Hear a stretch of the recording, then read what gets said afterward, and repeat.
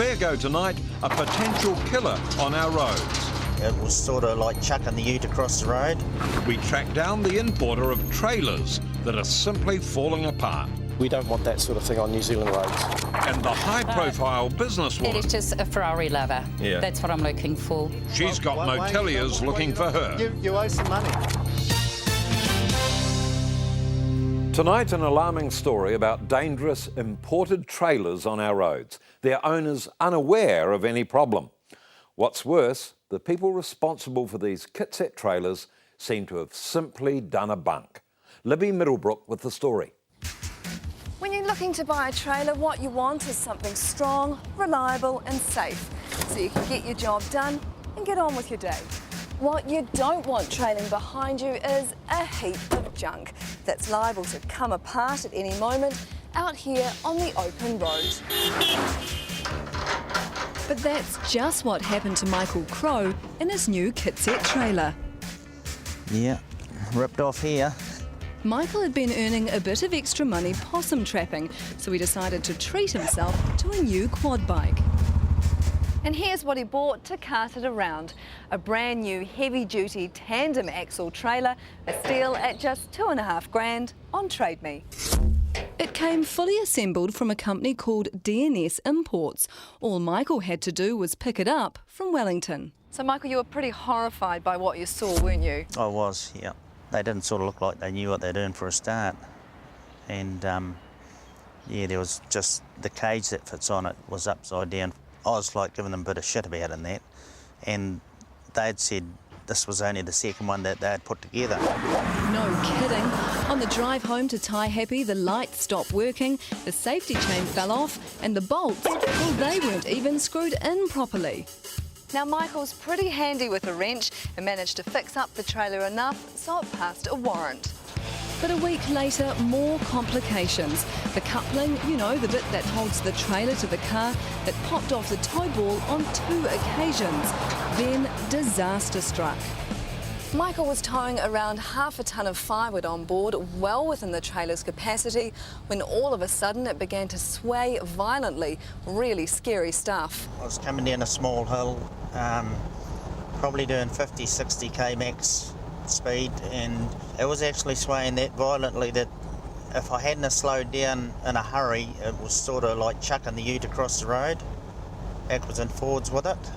It was, yeah, just out of control basically. Wow, terrifying. Yeah, it was. It wasn't until Michael pulled up at home that he realised an entire wheel had sheared off.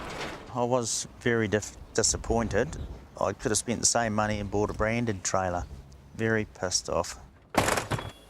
Well, here we are at Taihape Engineering. These are the guys who fixed up Michael's trailer. Let's go in and see what they have to say about it. So have you ever seen anything like that happen before with a trailer? Because you work on them a lot, right? Well, I've only ever seen that sort of damage happen in crash damage, not just for general use. Shane says the wheel came off because of the trailer's lousy suspension unit. Well, basically it's jammed up as it is from the factory. So you're basically driving a trailer with no suspension. It's solid. So, and that would cause a wheel to come off? If you only got to hit a bump in the road, and if there's no suspension, it's going to shock load everything, hubs, stubs, axles. So not built for a load of firewood? Oh, definitely not. No, feathers would probably be fine. It cost Michael $800 to get it fixed. The wheel and a faulty axle also had to be replaced. Yep. But there are still plenty of other problems with the trailer that need fixing. Well, this is a bit of a joke actually. We lifted up this side of the trailer just to get the wheels off the ground. And as you can see, it's bananaed it. Not good enough, is it? No. Junk. You wouldn't hang your tea towel on it, really. So you've bought a bit of a lemon here then? Yeah, a very big one. So, Libby, this isn't just a one-off. There have been others who've had similar problems with trailers from DNS. They sure have, Kev. We caught up with a couple of farmers, Daisy and Wesley Chung. Now, they purchased exactly the same trailer and they've had identical problems too. The Chungs have got over 1,000 mouths to feed here at their Huntley poultry farm and needed a trailer for carting chicken feed. They thought they were onto a bargain when they picked up this one on Trade Me for just under $3 grand. Instead of pre-assembling the trailer, DNS sold it as a flat pack, but the Chungs had no trouble putting it together or getting a warrant. But within weeks, disaster. The coupling suddenly popped off the tow bar, and this safety chain was the only thing stopping the trailer from careering into oncoming traffic. The coupling not only once go off, that's the second time. DNS agreed to replace the faulty coupling, but that was only a minor issue compared to what happened next. Wesley was driving with a 1-ton load of bread on board when the trailer suddenly flipped, creating one hell of a mess. The trailer just began shaking. Suddenly, the trailer hit my van and while spinning 180 degrees. I think I'm very lucky, and I feel all of the things just terrible. When Wesley screeched to a halt, he discovered one of his front wheels had blown off and virtually the entire hub was missing. The trailer was toast. No good at all. Now, Wesley and Daisy immediately rang DNS Imports after the accident. They left messages, but a month later, still no one's returned their calls. Police confirm that Wesley wasn't speeding, although they can't say exactly why the crash happened. But we thought there were enough questions over the quality of the trailer to get the experts in for a look. Yeah, really, that appeared to be just a massive, catastrophic failure. Leonard Kong's a materials engineer specialising in metal compounds. So what would have caused this? We really don't know at this stage. It may well be due to cracks or some stress that is generated along this sharp transition here. So could the materials here be in question? Yes, most definitely, or even the design of it. Kong says Wesley could also be to blame, although that was less likely. Would you want this tailing behind you? Not after looking at this. That shouldn't happen. If that was... But our expert from the AA was even more scathing of the faulty coupling.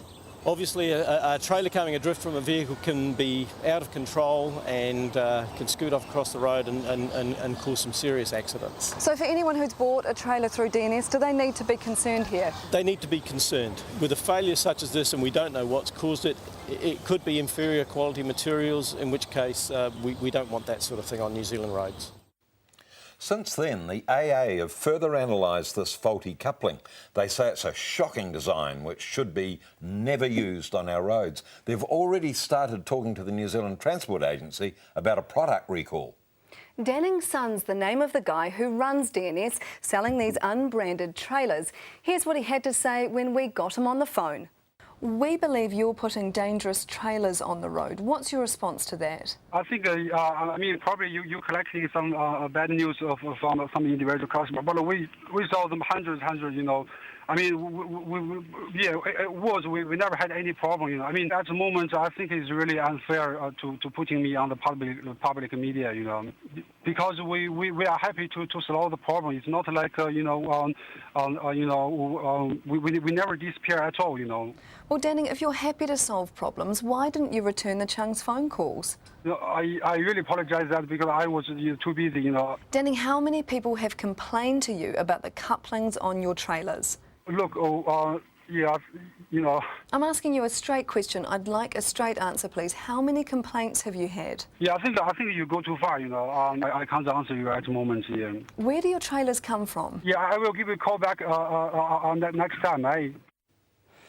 Since then, Danning Son's gone to ground and won't return our calls. We've also noticed that since we spoke to him, he appears to have taken all of his listings off Trade Me. He used to sell all sorts of stuff. Well, here we are at the Wellington address where we believe Danning's son is living. Let's go in and try to talk to him.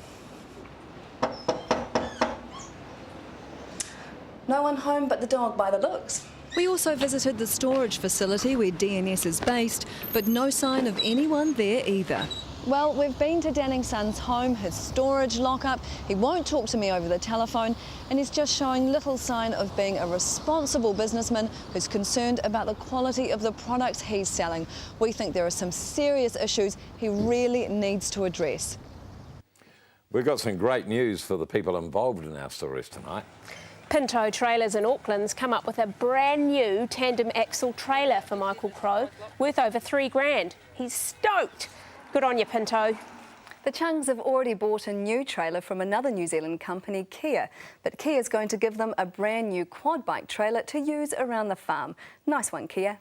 Now, both of those companies came up with the idea to offer those trailers in order to restore some confidence in the trailer industry.